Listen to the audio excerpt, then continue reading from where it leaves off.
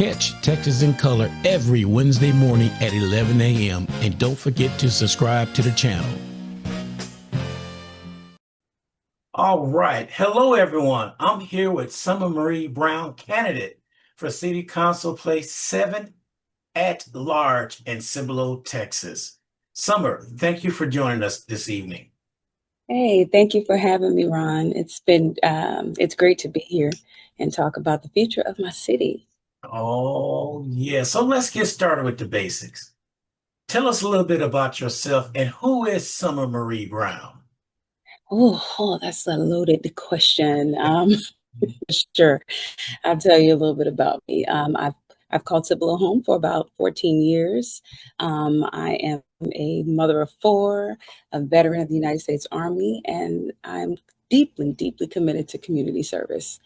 Um, I'll go a little bit into my background a little bit. I served about 23 years in the United States Army as a medical service corps officer, where I've led teams in and out of combat, humanitarian missions, and like I said, including a tour to Afghanistan in support of Operation Enduring Freedom. Those experiences really helped me to lead diverse teams under pressure and make really good decisions, have integrity, and remember to always put people first. So, a little bit after retiring, I built a career in human resources, labor relations as a consultant, and that's what I do now for government contractors. Um, I'm also a certified mediator. I love to help organizations solve big, complex problems. Um, and I love to build strong teams. But Cibolo has always been a place that I knew I would call home eventually. I was stationed in Korea when Cibolo came on the map of my mind. I was looking for a really good place to raise a family, and I knew that when I got to Texas, I was going to stay. So Cibolo was the second stop in Texas. I was at Fort Hood first, but it was the second stop in Texas, and I knew I wasn't going to leave. I mean, I love this place. This is where I chose to raise my family, serve alongside and with my neighbors, and I love to give back right here in Cibolo. So, Well, let me tell you, thank you for your service. thank you To me, the for it. veterans don't get thanks enough for what they went through, and a lot of people don't realize that.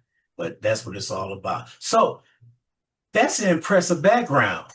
I mean, what inspired you to run for city council with a background like that? I mean, well, I will Well, leave it at that. I'll leave it city council. I was gonna go a little higher, but we'll stick with city council. yeah, I started a little bit higher, to be honest, Ron. I started with ran for mayor of the city of Cibolo, which was a really good race. I ended up in a runoff election with the current mayor, and Mr. Allen took it away. He won, and he's been doing his job since then. But what made me come back to the table is I learned a little bit about the local government, and I knew that I would be more effective as one of the decision makers. So I wanted to run for city council instead. So that's why. But I have a couple things that I keep in mind: service to community, service and community first, protecting the residents and making sure that the growth is fair, economic development, and not just of big business, but small business too. And, protecting the small business owners. That's really important to me because I'm a small business owner myself. Um, and economic empowerment, which was really, really, really important, and making sure that we continue to invest in our youth, and personally, just a legacy of service and representation. I just feel like we need that, and I feel like embody all of those things that are important to me, and that's what I'll bring to the city of Cibolo. Hmm. And what do you think qualifies you for this position? Oh, people ask that all the time because they assume that you have to serve on all these boards and do all this other stuff, and I just don't believe that is the case. I feel that my qualifications come from life experiences and my service. Leading soldiers across the world taught me to be disciplined, have empathy, and work as a team, and not just work as a team, but work with all kinds of people from all walks of life. You know, Cibolo has exploded in growth in the last 20 years. And, you know, and with that growth come in people like me, you know, thinkers, you know, strategic thinkers, you know, really good people, a lot of veterans that come with ideas and skills that can help push our city forward in a positive manner. Um, but like I said, I'm a huge teamwork type of individual, mediator. You know, my civilian career in labor relations and organizational development have really strengthened my skills in communicating with people and problem solving. And I think that's something that our current council needs. And I'll also bring that. So, Before we go to the next question, I want to talk about being qualified for places. We have this stigma that you must do this, you must be that, you must be here, you must be that. That's thinking inside the box. We hmm need to start thinking outside the box and seeing things outside that will affect inside the box. So hmm people still think that we got to go by the status quo on what's in that box in order to run. I'm a firm believer that thinking outside the box is good. The reason why I it say is. that, you bring more in because when you think outside the box, you're thinking about all the other people outside that box, not just the one that's right there. You know what I mean by that? Yeah. Well, I think when you just kind of, what the city of Cibolo has done in the past is kind of regurgitated leadership and kind of people were put in places because they know people instead of what, you know, what they could possibly bring, or maybe they served on a board or maybe they didn't. You know, we have people that never served on boards prior to taking a seat on city council. But you're right; those people stay inside the box. But when you come from outside the box, you can look at the chokehold and have a different perspective and maybe a different solution that actually works. But we'll never get there unless we invite new people to the table. Okay. So now let's talk about Cibolo itself. What do you love most about the city, and what do you see as its biggest opportunities? Oh my goodness. Oh wow. So what I love most about the city is the little the quaint, like the small town charm, which is kind of what brought me here. Besides, of course, academics and sports at Still High School, but Cibolo has really, really big potential. Nearly half of the residents that live here are, well, almost half, are military families, which are people like me, people who value service, structure, and community, fairness. That gives our city like a really, really unique strength. Our biggest opportunities lie in managing growth properly. We can attract businesses, expand infrastructure, and all those great things, but we can do that and still protect the character of our neighborhoods. So it's about being more proactive, being more strategic, and not just reactive. Okay. I see you've been very, very local about civic engagement. Why is it important for Texans to stay involved and vote in every election? Wow. Yeah. So that's something that I'm super passionate about, and that along with education. And in Texas, I did a video earlier about how elections happen every year, and you know people really don't know that. I mean, if you look at the last election, and I don't remember the numbers, so don't quote me, but the last election that I participated in when I ran for city mayor, the number of people that came back and voted was really next to none. I mean, it was crazy. And a lot of people that I talked to say, well, we didn't know there was a runoff election. What is a runoff election? And so after that race, I did a lot of educating people. But the thing is, like, um, after people are educated, what are they going to do with that information? Right.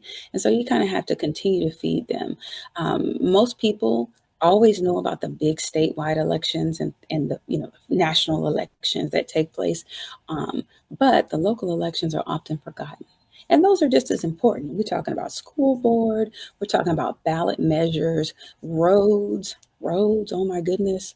I say that a lot, the flooding that's taking place. You know, we make decisions about those things that impact your life daily. And I think that, you know, people they don't know that. And those elections are just as important as the national elections. I mean, if not even more. Yeah. So let's stay on this about the election part, about how important it is for us to vote locally. People don't Mhm. understand that. Let them do what they want to do in Washington. It's going to trickle down to us. But we need to worry about us locally. And there are a lot of people who say, I didn't like right now, the election coming up on Tuesday. I didn't know we had that going on. So what can we do to get the people involved? Do we got to start doing that grassroots stuff, knocking on doors and stuff? And I'm gonna be honest with you. I think people are fearful of knocking on doors the way society is right now. So, what other measures can we use to get to the voters to let them know, hey, there's an election Tuesday? We just have to show up and be present and not be so fearful about knocking on those doors. I mean, I completely get it. I believe in that my Second Amendment right as well. But Texas is, truly kind of wild. But I think we just have to have the courage to do it. We need to get out, talk to our neighbors because your neighbors know people that know people. Basically, just communicate with your network. And as leaders for the city, we need to be doing something more too. I know in our city we have like these bulletin boards kind of out on the road that are like super old school. Like we have so evolved, and those need to be updated. And then maybe placing it on social media. That's a big thing. More of that and just kind of word of mouth. Tell your neighbor. I tell people, hey, I give them my card and I say, hey, I'm running for city council, place 7. Do you know anybody in Cibolo? And if they say no, I said, if you live in Cibolo and they say no, I said, but I bet you know somebody in Cibolo. Do me a favor, go grab them by the hand and take them to the polls on 4 November, and have them vote for me. But a lot of it is word of mouth. We have to get out. We have to educate people. We have to talk and be present. And what I mean by that is we have big events in our city all the time. We need to be at those big events, reminding people, passing out literature, and kind of doing what we need to do to continue to force educate. Mhm. I hear you on that one. Force Hmm. educate. But it's funny. The more things change, the more they stay the same. You think you reach the voters, but yet they go right back to where they were. Like, okay, it's over with. We had that big election. I'm not voting anymore. A lot of Mm, voters are disgruntled. yeah. They're just plain they figure that their vote don't count. And it Hmm. does. So we got to let them know what's going on. Like, for instance, what's coming up for voters this year and how can they get involved? So that was a question I was giving you. I just led right into it without even saying, next question. Like it involved. Well, I mean, they really should get involved. I mean, I just can't even think of a reason why people wouldn't care about their property taxes or city budgets and things like that. I mean, the constant construction, especially in Cibolo. Like, I would want to know, okay, when is it going to end? And how long and how long do we have to endure and what's going to be, the way ahead? And I just can't imagine not wanting to know those things, but I know that I'm probably very different because some people just deal with it and move on with life. Yeah, I don't know. That's difficult. I mean, even stuff like school board, like I need to know, this zoning thing, this zoning requirements and things like that for different schools and how they affect the different developments. I mean, I learned that along the way, and I'm just like, I would care about those things, you Mhm. know. But I guess I'm just different. Well, that's why we need people different. That's what we need, not the norm, but shake it up a little bit. Okay, Yeah. let's talk about your platform. What are your top priorities for Cibolo? Oh wow. Um, My main 3, I'll say, I mean, of course, as I go along around and talk to the residents, those priorities kind of shift. But the 3 that I've been campaigning on are smart growth and infrastructure, like planning roads, drainage, and the development to keep pace with the rapid growth that we're experiencing, because I don't think that it'll slow down. This is still I'll call it we're still a part of Military City USA, and this is still one of the I guess, preferred places to retire from military. I mean, and not just that, but just people kind of, coming in. So that the second thing would be public safety and services, supporting our first responders, parks, and community programs, so that they meet the needs of our residents. We were told that all of these communities would somehow connect with a walking path of some sort. So we had looked forward to the greenery and things like that, the parks, and I'd like to be a part of the team to make sure that that happens. The third thing is transparency and engagement. Building trust through open communication and giving residents like a stronger voice in the decision making that's happening in the city. And with that being said, transparency, engagement, we need to hold people accountable. If the developer says they were going to build a park, they need to be building a park for that community. If they're going to be building a pool, people are expecting that, and they move in those places and spaces because of those things that are supposed to happen. So I learned some things about contracts and, contractually, and I'm just not really a fan of signing a contract that I don't have a really the best understanding. And it appears that some, things like that have happened. Well, it just takes one to ask a question, and I'll be that one to ask why. Why doesn't it say that? Why doesn't it encompass that? Well, then we need to go back to the drawing board, Mr. Developer, because our residents are paying for this. But that's just one example. I also want to like champion small businesses and entrepreneurs like myself because they are the heart of Cibolo's economy. When you're in a small town feel, there's a lot of small businesses, right? So we need to make sure that we're protecting them too. We have like a lot of construction on 1103, and we have small businesses on 1103 that suffer because of that construction. So my question, if I were on council currently, what are we doing for those businesses? They are suffering financially because of this construction. How long is this construction going to take? What are we doing for these businesses so that they can stay in business? But you know, those people are the heart of Cibolo's economy, and we can make it easier for them to open, grow, and thrive by streamlining the city's processes and cutting out the red tape. Mm, those are some Okay, strong priorities right there. What message would you like to leave with voters as election day approaches?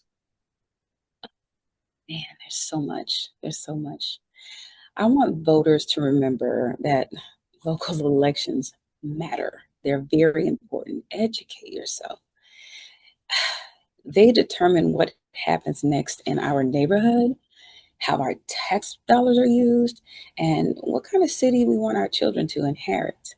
Um, and if you believe in smart growth, strong families, transparent leadership, I'd be honored to earn your vote on November 4th. You can actually meet me at the polls. I'll be bouncing around to the different areas in my immediate area. And I just believe that together we can build Cibolo that works for everybody. Safe, strong, full of opportunity, and all that other good stuff. Okay, beautifully said. Thank you, Summers, for being on the show this evening. We really do appreciate you taking the time out. Thank you for having me. I appreciate it. Okay, take care. And we're gonna follow up with you. Oh, Uh, please we're do. gonna Please follow do. up with you. We want to make sure that things are going on and like you said, local elections matter. People Yes. need to know, need to get out and vote. A little short story. I stayed in this small town. And it was this one constable that was there that did everything you could think of that was wrong. And people say their vote don't count. So we got together and formed a online newspaper. Hmm. And the election came and all that stuff. And when the final tally came in, she lost by 13 votes. So Wow. it does matter if you get out there and vote. 13 votes. You Yeah, know, that's so crazy. so if That's you don't a huge scare of mine too. Because I'm like, I have reached out to so many people. I was taking every day I would go to Walmart Mhm. and pass out cards at Walmart because I know that's where people are. HEB, I do the same thing. I would go and I spend so this entire campaign, I would go almost daily and spend a day spend at least an hour or two in HEB or Walmart, and I pass out cards and talk to people. Yeah. Now, all of those people that I touched go and vote. I'm good. That next step, people have to go actually. You got to vote. You have to go. You got to go stand in line. Talk to folks, get to know your neighbors, and you got to go vote. I'm Yeah. glad you said that because I shared with you something today that I said I was going to do, and I did it. I uploaded it already. A lot of people go to the polls. We got 17 amendments. 17. 17. I sat 17. down for the past 3 days coming up with the pros and cons and a little Mm-hmm. summary. I uploaded all 17 plus the Bear County Proposition A and B, and I gave my Wow. own pros and cons on what to do just to keep you informed. So Mm-hmm. that's uploaded right now on Texas in Color. You can have your fun with it. Just click on and listen to it. And you can always do some more research and everything. The research I did, I found out about all this. And I'm gonna say it's pretty good because it opened my eyes because they Mm-hmm. give you the amendment and they say what it is, and that's it. Yep. And you gotta make up your mind. Okay, so what are the pros and cons?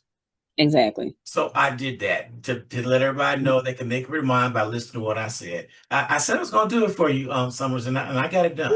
Yeah. Yes, that's so good. I'm so excited because this ballot is, I don't know, I think it might be the longest ballot that I've ever seen. There's a Yeah. lot. Even on Cibolo's ballot, there's some charter review. They updated the charter review, and there are some things that you can say yes, I'm for or against or whatever.